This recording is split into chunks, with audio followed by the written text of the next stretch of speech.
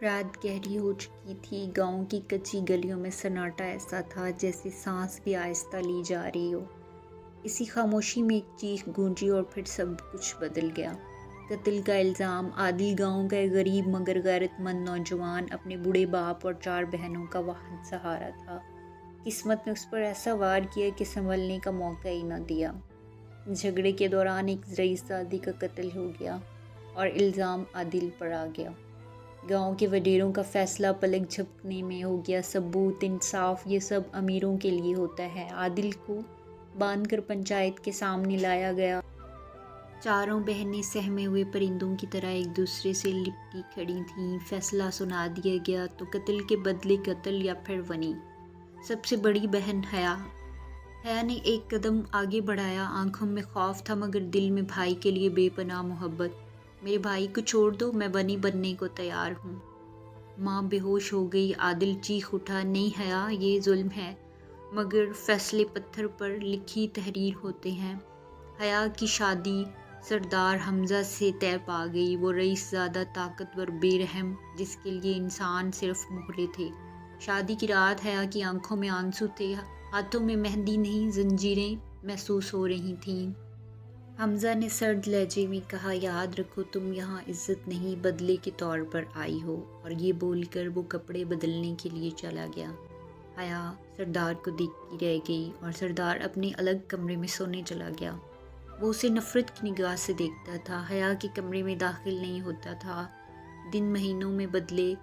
حیا نے ظلم سہا، خاموش رہی، کبھی شکوہ نہ کیا۔ وہ سردار حمزہ کی سختی میں بھی انسانیت تلاش کرتی رہی۔ اس کی زخمی خاموشی، اس کا باوقار صبر آہستہ آہستہ حمزہ کے دل میں درار ڈالنے لگا۔ ایک رات حیا بخار میں تڑپ رہی تھی۔ حمزہ پہلی بار گھبرا گیا، اگر اسے کچھ ہو گیا تو؟ یہ خیال اسے چونکا گیا۔ سردار حمزہ جلدی سے حیا کے کمرے میں آیا اور حیا کے پاس بیٹھ گیا۔ اس کا ہاتھ پکڑا تو حیا ڈر گئی، اس کی دھڑکن تیز ہونے لگی۔ سردار حمزہ نے کہا، ڈرو نہیں، میں تو آپ کی خیریت دریافت کرنے آیا تھا۔ وہی سردار حمزہ جو کبھی ظالم تھا اب حیا کے ایک آنسو سے بھی ہل جاتا تھا۔ اس نے پہلی بار نرمی سے کہا، تم نے کبھی شکایت کیوں نہیں کی؟ حیا کی آواز کانپ گئی، کیونکہ میں نے خود کو نہیں اپنے بھائی کو بچایا تھا۔ اس لمحے حمزہ کو احساس ہوا وہ کسی مجرم کی بہن نہیں، وہ تو قربانی کی تصویر ہے۔ وہ اس وقت حیا کو میڈیسن دے کر چلا گیا۔ رات وہ سونے کی کوشش کر رہا تھا لیکن اسے نیند نہیں آ رہی تھی۔ وہ چپکے سے حیا کے کمرے میں داخل ہوا تو ایک دم ڈر گئی۔ وہ چلانے لگی تھی۔ سردار حمزہ خان نے اسے زور سے پکڑا اور اس کے منہ پہ ہاتھ رکھ دیا۔ میں ہوں حمزہ خان، پاگل ہو؟ اب خاموش ہو جاؤ، کوئی سن لے گا۔ گزرے وقت کی معذرت کی اور اس کی آنکھوں میں دیکھتا رہا۔ حیا کی دھڑکن تیز ہو رہی تھی۔ حیا کو زور سے گلے لگایا۔ وہ رات بہت خوبصورت تھی دونوں کی۔ رات گزرنے کے بعد دن کی روشنی ہو چکی تھی۔ وہ اٹھی، فریش ہوئی اور سردار حمزہ خان کو اپنے کمرے میں دیکھ کر بہت خوش تھی، جو اس کے کمرے میں سکون کی نیند سے سو رہے تھے۔